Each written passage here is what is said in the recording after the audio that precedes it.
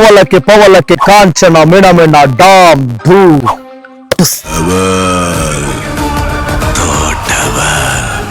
ಸೂರ್ಯಂಗೆ ಜಾಸ್ತಿ ಹೊತ್ತು ಗ್ರಹಣ ಹಿಡಿಯಲ್ಲ. ಆದಷ್ಟು ಬೇಗ ಬರ್ತೀನಿ ಚಿನ್ನ. ಏನೋ ನಿನ್ನ ಪ್ರಾಬ್ಲಮ್ಮು? ಯಾಕ್ರೋ ನನ್ನಿಂದನೇ ಬರ್ತಾ ಇದ್ದೀರಾ? ವಾಹ್, what A trailer, what A quality, what A music, what A Darshan voice. Wonderful wonderful wonderful. ನಾನು ಬಹುಶಃ ಲಾಸ್ಟ್ ಮಿನಿಟ್ ಇರುವಾಗ ಬಹುಶಃ 17,000 ಜನ ಜಸ್ಟ್ ವೇಟಿಂಗ್ ಲಿಸ್ಟಲ್ಲಿದ್ದರು. ಏನು ಕಮೆಂಟ್ಸ್ ಮೇಲೆ ಕಮೆಂಟ್ಸು, ಕಮೆಂಟ್ಸ್ ಮೇಲೆ ಕಮೆಂಟ್ಸು. ಇದು ರಿವ್ಯೂ ಅನ್ನೋದಕ್ಕಿಂತಲೂ ಜಸ್ಟ್ ರಿಯಾಕ್ಷನ್ ಅಂದ್ಕೊಳ್ಳಿ. ರಿವ್ಯೂ ಮತ್ತು ಅನಾಲಿಸಿಸ್ ವಿಡಿಯೋನ ನಾನು ಇವತ್ತೇ ಆದಷ್ಟು ಸಾಧ್ಯವಾದರೆ ಇವತ್ತು ಸಂಜೆ ಒಳಗಡೆ ನಿಮಗೆ ಅದನ್ನು ಕೊಡೋದಕ್ಕೆ ಪ್ರಯತ್ನ ಪಡ್ತೀನಿ. ಇದೊಂದು ಜಸ್ಟ್ ರಿಯಾಕ್ಷನ್ ವಿಡಿಯೋ. ಆರಂಭದಲ್ಲಿ ಅವಲಕ್ಕಿ ಪವಲಕ್ಕಿ ಅಂತ ಸ್ಟಾರ್ಟ್ ಆಗ್ತಾ ಹೋಗುತ್ತೆ. ಏನು ಕ್ವಾಲಿಟಿ, ಏನು ದಮ್ಮು, ಏನು ರಿದಮ್ಮು, ಮತ್ತು ಏನು ಮ್ಯೂಸಿಕ್ಕು, ಏನು ದರ್ಶನ್ ಅವರ ಲುಕ್ಕು, ಆ ಕೂದಲೊಂದು ಈ ಕಡೆ ಬಿಟ್ಟಿದಾರಲ್ಲ, ಅದೊಂದು ಏನು ಸಖತ್ತಾಗಿ ಆ ಸ್ಕಿನ್ ಟೋನು ಪ್ರತಿಯೊಂದು ಕೂಡ ಅಲ್ಟಿಮೇಟಾಗಿ ಕಾಣಿಸ್ತಾ ಇದೆ. ಕ್ವಾಲಿಟಿ ಮಾತ್ರ ನೆಕ್ಸ್ಟ್ ಲೆವೆಲ್ ಅಂತಲೇ ಹೇಳ್ಬೋದು. ನಿಜಕ್ಕೂ ಕೂಡ ಒಂದು ಭರವಸೆಯ ಸಿನಿಮಾ ಡೆವಿಲ್ ಆಗುತ್ತೆ ಅಂತ ನನಗನ್ನಿಸ್ತಾ ಇದೆ. ಯಾಕಂತಂದರೆ ಇಲ್ಲಿ ಒಂದು ಚೂರು ಕಥೆನೇ ಬಿಟ್ಕೊಟ್ಟಿಲ್ಲ ಗುರು. ಅನಾಲಿಸಿಸ್ ಮಾಡೋರಿಗಂತೂ ಈಗ ಎಲ್ಲ ಕಡೆ ಹೊಟ್ಟೆ ಮೇಲೆ ತಣ್ಣೀರು ಬಟ್ಟೆ ಹಾಕ್ದಂಗೆ ಆಗಿಬಿಟ್ಟಿದೆ. ಈಗ ಅನಾಲಿಸಿಸ್ ಮಾಡೋದು ಅಂದರೆ ಅಷ್ಟು ಈಸಿ ಅಲ್ಲ. ಒಂದು ಟ್ರೇಲರ್ನ ಇಟ್ಕೊಂಡು ಅಥವಾ ರಿವ್ಯೂ ಕೊಡೋದು ಅಂದರೆ ಅದಷ್ಟು ಈಸಿ ಅಲ್ಲ. ಜಸ್ಟ್ ನಾವು ಸ್ಕ್ರೀನ್ ಪ್ಲೇ ಹೇಳ್ಬೋದು, ಎಡಿಟಿಂಗ್ ಹೇಳ್ಬೋದು, ಮತ್ತು ಏನು ಕಲರ್ ಗ್ರೇಡಿಂಗ್ ಹೇಳ್ಬೋದು, ಮ್ಯೂಸಿಕ್ ಹೇಳ್ಬೋದು, ಆ್ಯಕ್ಟಿಂಗ್ ಹೇಳ್ಬೋದು, ಡೈಲಾಗ್ ಬಗ್ಗೆ ಮಾತಾಡ್ಬೋದು. ಆದರೆ ಸ್ಟೋರಿಯ ಒಂದೇ ಒಂದು ಹಿಂಟ್ ಕೂಡ ಬಿಟ್ಕೊಡದೆ ಟ್ರೇಲರನ್ನು ಸಖತ್ತಾಗಿ ಕಟ್ ಮಾಡಿಬಿಟ್ಟಿದ್ದಾರೆ. ಅದರಲ್ಲಿ ಎರಡು ಮಾತೇ ಇಲ್ಲ. ಯಾಕಂತಂದರೆ ಅಷ್ಟು ಚೆನ್ನಾಗಿ ಮೂಡ್ ಬಂದಿದೆ ಗುರು ಆ ಟ್ರೇಲರು. ಏನು ಹೇಳ್ತೀರಾ ನೀವು ಆ ಟ್ರೇಲರ್ ಬಗ್ಗೆ? ಏನು ಮಾತಾಡಬೇಕು, ಏನು ಮಾತೇ ಬರ್ತಾ ಇಲ್ಲ, ಬಾಯೇ ಬರ್ತಾ ಇಲ್ಲ. ನಾನು ದರ್ಶನ್ ಸಿನಿಮಾ ಅಥವಾ ಡೆವಿಲ್ ಸಿನಿಮಾ ಅಂತಲ್ಲ ಹೇಳ್ತಾ ಇರೋದು. ಕನ್ನಡ ಇಂಡಸ್ಟ್ರಿಯಲ್ಲಿ ಈ ರೀತಿಯಾದಂಥ ಕ್ವಾಲಿಟಿ ಔಟ್ಪುಟ್ ಆಚೆ ಬರಬೇಕು. ಯಾವಾಗ ಈ ರೀತಿಯ ಕ್ವಾಲಿಟಿ ಔಟ್ಪುಟ್ ಆಚೆ ಬರುತ್ತಲ್ಲ, ಆವಾಗ ನಮ್ಮ ಇಂಡಸ್ಟ್ರಿಯ ಒಂದು ಗತ್ತು ಗಮ್ಮತ್ತು ಏನು ಅಂತೇಳಿ ಹೊರಗಡೆ ಜಗತ್ತಿಗೆ ಗೊತ್ತಾಗೋದು, ಹೊರಗಡೆ ಇಂಡಸ್ಟ್ರಿಗಳಿಗೆ ಗೊತ್ತಾಗೋದು.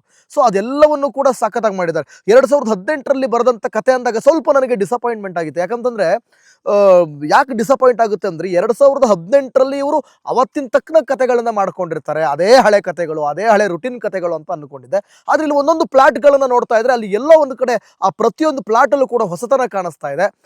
ಸ್ಟೋರಿ ವೈಸು ನನ್ನ ಪ್ರಕಾರ ಏನೇ ಹಳೆ ಸ್ಟೋರಿನೋ ಅಥವಾ ಮತ್ತೊಂದು ಅಥವಾ ಇನ್ನೊಂದೇನೋ ಅಲ್ಲಿ ನಿಮಗೆ ಸಸ್ಪೆನ್ಸ್ ಥ್ರಿಲ್ಲರ್ ಇದ್ರೂ ಕೂಡ ಬಟ್ ಏನೋ ಹೊಸತನವನ್ನು ಆ್ಯಡ್ ಮಾಡೋದಿದೆಯಲ್ಲ, ಅದು ಭಾಳ ಇಂಪಾರ್ಟೆಂಟು. ಅದು ಈ ಟ್ರೇಲರ್ನಲ್ಲಿ ಆಗಿರುವಂಥದ್ದು ಕಾಣಿಸ್ತಾ ಇದೆ, ನೀಟಾಗಿ ಕಾಣಿಸ್ತಾ ಇದೆ, ಎದ್ದು ಕಾಣಿಸ್ತಾ ಇದೆ. ಆಮೇಲೆ ಕಲಾವಿದರ ತಂಡನೇ ಇದೆ ಗುರು. ಅದರಲ್ಲೂ ಗಿಲ್ಲಿ ಡೈಲಾಗ್ ಇದೆಯಲ್ಲ, ಪ್ಲೀಸ್ AC ಹಾಕಮ್ಮ, ಸಿಕ್ಕಾಪಟ್ಟೆ ಲಾಟ್ ಆಫ್ ಸೆಕೆ ಅಂತ ಹೇಳೋದು, ಗಿಲ್ಲಿ ಕೂಡ ಟ್ರೇಲರ್ನಲ್ಲಿ ಕಾಣಿಸ್ಕೊಂಡಿದ್ದಾರೆ. ಸೊ ಅದೊಂದು ದೊಡ್ಡ ಪ್ಲಸ್ ಪಾಯಿಂಟ್ ಅಂತಲೇ ಹೇಳ್ಬೋದು. ದರ್ಶನ್ನೇ ದೊಡ್ಡ ಪ್ಲಸ್ ಪಾಯಿಂಟು, ಡೆವಿಲ್ ಅನ್ನೋದೇ ದೊಡ್ಡ ಪ್ಲಸ್ ಪಾಯಿಂಟು. ಅದರಲ್ಲಿ ಹೀರೋಯಿನ್ ಕೆಲವೊಂದು ಹೇಳುವಂಥ ಡೈಲಾಗ್ಗಳು ನಿನ್ನ ನಿಜರೂಪ ಏನು ಅಂತಲೇ ಗೊತ್ತಾಗ್ತಾ ಇಲ್ಲ. ಆಮೇಲೆ ಇನ್ನೊಂದು ಹೇಳ್ತಾರೆ, ಈತ ನಾರ್ಮಲ್ ಆಗಿದ್ರೆ ಏನು ಹೀರೋ ಲುಕ್ಕು, ಅದಾದಮೇಲೆ ಟೆರರ್ ಲುಕ್ಕು ಅಂದರೆ ಡೆವಿಲ್ ಲುಕ್ಕು ಅಂತ.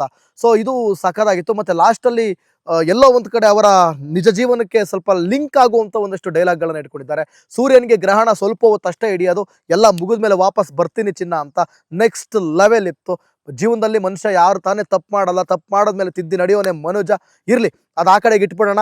ಸಿನಿಮಾ ಮಾತ್ರ ಈ ಒಂದು ಟ್ರೇಲರ್ ಮಾತ್ರ ಸಖತ್ತಾಗಿದೆ, ಸಖತ್ತಾಗಿ ಕಟ್ ಮಾಡಿದ್ದಾರೆ. ಯಾರಿಗೂ ಅದು ಎಡಿಟಿಂಗ್ ಮಾಡಿರೋದು ನೆಕ್ಸ್ಟ್ ಲೆವೆಲ್ ಎಡಿಟಿಂಗು. ಎಲ್ಲೆಲ್ಲಿ ಕ್ಲಿಪ್ಗಳನ್ನ, ಯಾವ ಪ್ಲಾಟಲ್ಲಿ ಯಾವ ಕ್ಲಿಪ್ಗಳನ್ನ ಆ್ಯಡ್ ಮಾಡಬೇಕು, ಹೇಗೆ ಆ್ಯಡ್ ಮಾಡಬೇಕು, ಮತ್ತು ಒಂದು ಟ್ರೇಲರ್ನಲ್ಲಿ ಎಲ್ಲೂ ಕೂಡ ಬೋರ್ ಅನ್ನಿಸ್ತಾ ಇರೋ ಕ್ಲಿಪ್ಪಿಂಗ್ಗಳನ್ನು ಆ್ಯಡ್ ಮಾಡಿದಾರಲ್ಲ, ನಿಜವಾಗ್ಲೂ ಕೂಡ ಹ್ಯಾಟ್ಸ್ ಆಫ್ ಗುರು. ಯಾರಿಗೂ ಅದು ಎಡಿಟಿಂಗ್ ಮಾಡಿದವರು ನೋಡ್ತೀನಿ ನೆಕ್ಸ್ಟ್ ಅನಾಲಿಸಿಸ್ ರಿವ್ಯೂ ವಿಡಿಯೋದಲ್ಲಿ ನಿಮಗೆ ಅದನ್ನು ಎಕ್ಸ್ಪ್ಲೇನ್ ಮಾಡ್ತಾ ಹೋಗ್ತೀನಿ.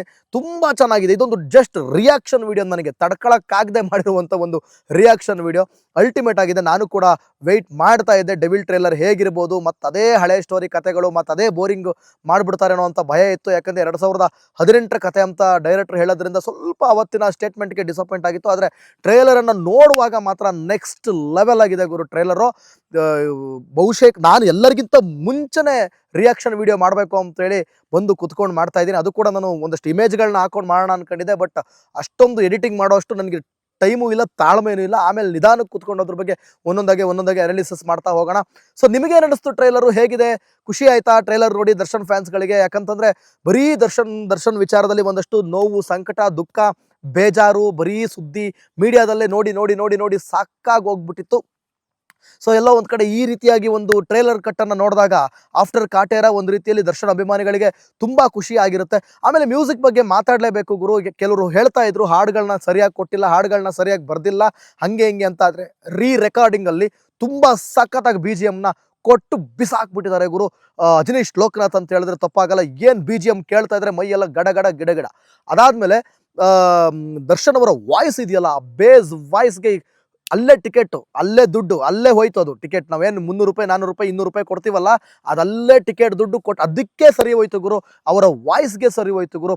ಅದರಲ್ಲೂ ಹೇಳ್ತಾರಲ್ಲ, ಅವಲಕ್ಕಿ ಪವಲಕ್ಕಿ ಕಾಂಚನ ಮಿನ ಮಿನ, ಆ ಒಂದು ಸ್ಲೋ ಮತ್ತೆ ಆ ವಾಯ್ಸ್ ರಿದಮ್ ಇದೆಯಲ್ಲ ಗುರು, ನೆಕ್ಸ್ಟ್ ಲೆವೆಲ್. ಆಮೇಲೆ brother from another mother but not same father ಅಂತ ಹೇಳ್ತಾರಲ್ಲ, ನೆಕ್ಸ್ಟ್ ಅದು ಏನೋ ಇದೆ, ಅದರಲ್ಲಿ ಸ್ಟೋರಿ ಇದೆ, ಮತ್ತೆ ಅದೇನೋ ರಾಜಕೀಯವಾಗಿ ಒಂದಷ್ಟು ಏನೇನೋ ಆಗ್ತಾ ಇದೆ ಅಲ್ಲಿ ಬೆಳವಣಿಗೆಗಳು.